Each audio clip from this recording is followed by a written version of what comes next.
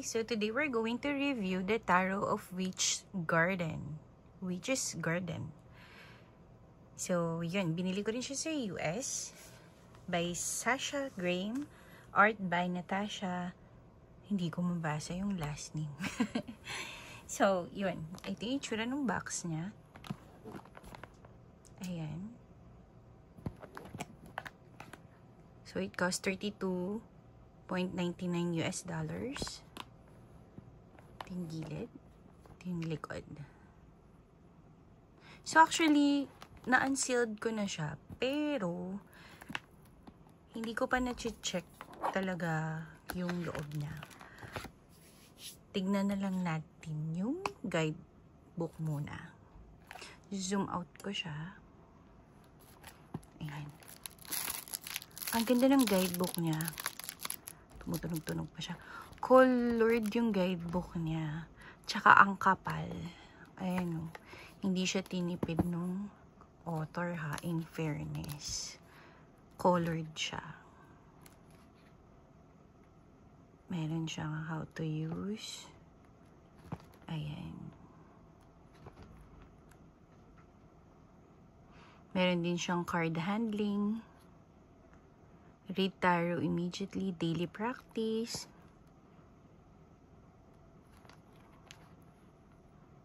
Major Arcana, Minor Arcana. Yan, may ano din siya.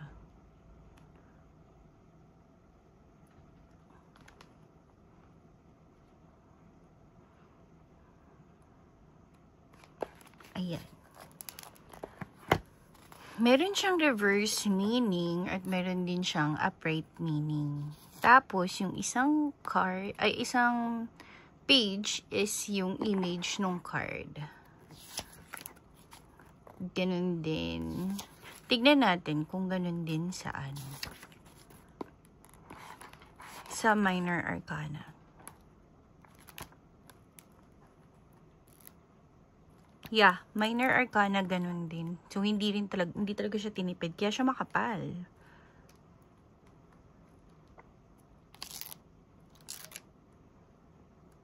Ayan. Medyo meron siyang, oh, ayun. Tapos, sa likod, nandun yung mga spread niya. Happy Home Spread, Ancestral Wisdom. So, yun. May mga spread siya sa likod. Ang dami niyang spread sa likod. So, this is around 297 pages. So, yun. Ang kapal nung kanyang book. Then, meron siyang free na pouch para sa tarot. Ang ganda, diba? Then, ito yung box niya. Meron siyang ganyan na design.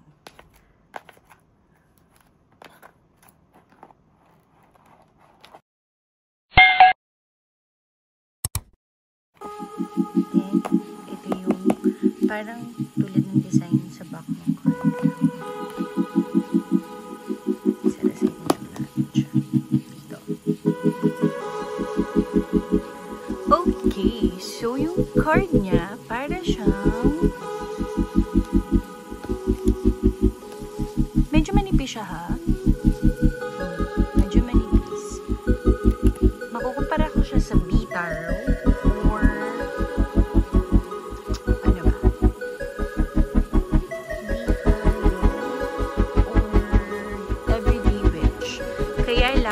Mas okay siya compared to Everyday Witch. Tingin ko this one, hindi siya magdedent sa gilid. Kasi yung Everyday Witch, nagdedent siya agad sa gilid. Pero ito yung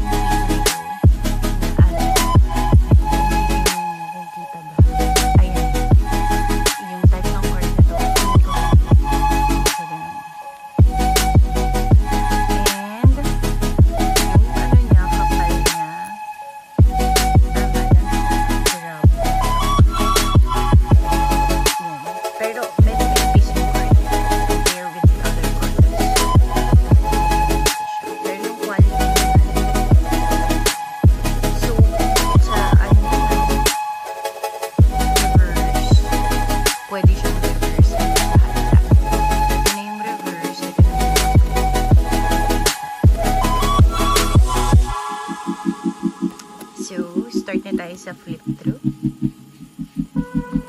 Maglalagay ako ng music. And then, nagsasalita na lang ako. Later, lalagay ko siya dito sa gilid so you can pause if medyo mabilis. Okay?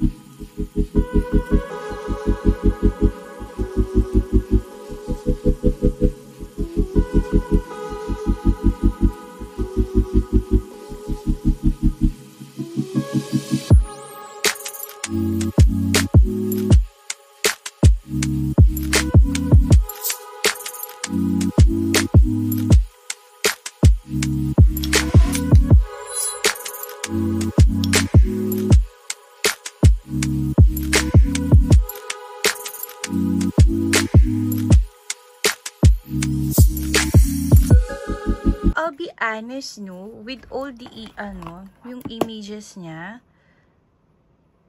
for me, underrated tong ano na to, tarot na to.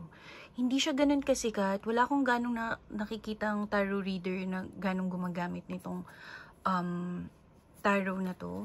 Pero, nung nakita ko siya, napaka ano niya, kung i-compare mo siya sa ibang tarot na expensive, parang mas nakaka-resonate ako sa cards na to compare sa iba. So, pwede siya sa beginners. Marirecommend ko siya sa mga beginners. Para siyang everyday witch for me. Everyday witch. At saka, ano pa ba tong isa? Meron din ako dito isa. Nakalimutan. Para siyang everyday witch, wise spell na ano, yun, wise spell, everyday witch, at saka light seers for me.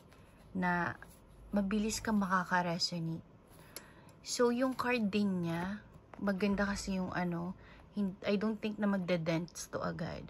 Kasi unlike sa everyday witch kasi, nagde-dents siya agad dito sa gilid. This one, I don't think na magde-dents siya agad. And, hindi siya, pwede mo siyang i-shuffle this way. Yung ganyan. Kasi feeling ko hindi siya agad yung magbe-bend agad-agad. Yung card na to. Pwede mo rin siya i-shuffle ng ganito. And dahil nga feeling ko, dahil sa type of card niya, hindi siya magde-dance agad dito sa gilid. Kaya lang naman nagde-dance dito sa gilid kapag shuffle mo ng paganon eh. Yung paganon.